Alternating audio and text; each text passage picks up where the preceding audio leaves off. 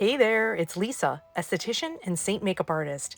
I am featuring the detail brush today, and I'm going back to the basics. I'm going to show you the palette 4, which is the most basic option to get started with Seint, to give this makeup a try.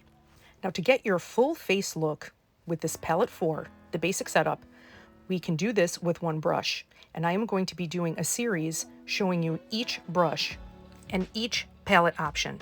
So this is the detail brush. This one is best known for how seamlessly and easily it places the contour and helps to blend it out. You can complete your whole face in minutes with each one of our brushes, but each one has its own special purpose, and they are tailored for what specific finish you are looking for with your makeup.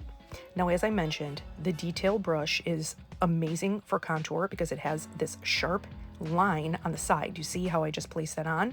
As a matter of fact, this is not even contour. This is one of our new highlights, the Figi highlight, which is for darker skin tones. And you can see it looks quite stark right now, but when I blend it out, it's almost like an underpainting technique that I'm going to be doing, and you'll see it will all blend out and come together seamlessly. So now back to foundation placement. As you can see, when I put this on, this flat side of this foundation brush just lays it on here almost like a paddle. So this is why you can get medium to full coverage with this brush. And this is also why I feel that this particular brush has a pore filling component, especially if you struggle with larger pores. This particular brush seems to fill them in and seamlessly blend your makeup into a natural skin-like finish. I happen to have acne scars on my cheeks, and that is what I love this brush for. It really helps to smooth those out. So you see that I am continuing with my contour. I'm going under my chin. And again, this angled brush, the flat side, on the side is where you place your contour. And it almost gives you like a knife edge. So it really sharpens that out. You can see the difference between both sides that I just showed you. It really makes a difference. And then also on either side of the throat, this also kind of gives you a little bit more of a chiseled look, but nothing too crazy because you could soften it out. You don't have to get too nuts here. Speaking of which, you could see that my cheek contour has softened up, like I said, now that I've placed my foundation there. It just blended everything together so nicely.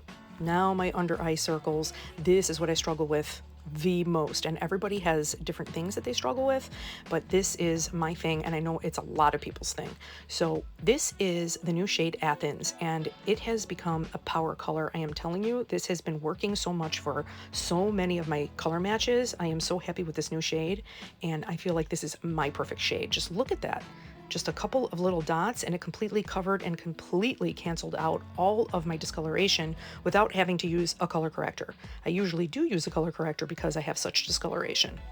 Now for me, I only have to powder my eyelids, and I'm showing you here I am using another brand. This is Chantecaille. I love this powder, and it kind of has a little bit more of a skin tone, but we do have a vanilla dust setting powder that fits right into your palette, which I also use sometimes. Now I'm just stippling, making sure that everything is nicely blended, and you can see that the contour really has softened out now, and it was almost like an underpainting technique that I had, but now I still have that definition. Now here's my brightening. If you've seen my other videos, you know that I always start out on my orbital bone and on my cheekbone with anything too bright. We don't want anything too bright right on the under eyes as our skin is maturing, because that could actually show more texture. So as I migrate this up, it's actually thinning the product out so I don't have much product on the skin itself. It gives me brightening, and it just looks so seamless and dewy and supple. The small side of the detail brush is amazing for this, all of the little detail work that you have to do, which is why it's called the detail brush. And then now I'm just putting a little brightening in the center of my face, Cupid's bow, and this really just helps to make that pop. It looks really nice. Now this is something I love doing. I love using this cream makeup on my eyelids. Very thin. It will not crease if you do this. I also had an eye primer on. Everything is in the description. But if you do this, you get this beautiful definition. But it is so soft and subtle. It is like contour, but you're doing it on your eyes and giving you a little depth and dimension. And you could also do blush with this detail brush. So you see it has that flat paddle, and just stippling it on, and I'm starting off very softly, just a couple of taps. You see how pigmented our makeup is, which is so awesome. So you just go little by little and just keep adding to your liking. And here I'm going to do a little bit more because I like a little more blush, of course. This one is called Madrid. I absolutely love this shade. This is in our regular line, and it is so beautiful in so many different skin tones.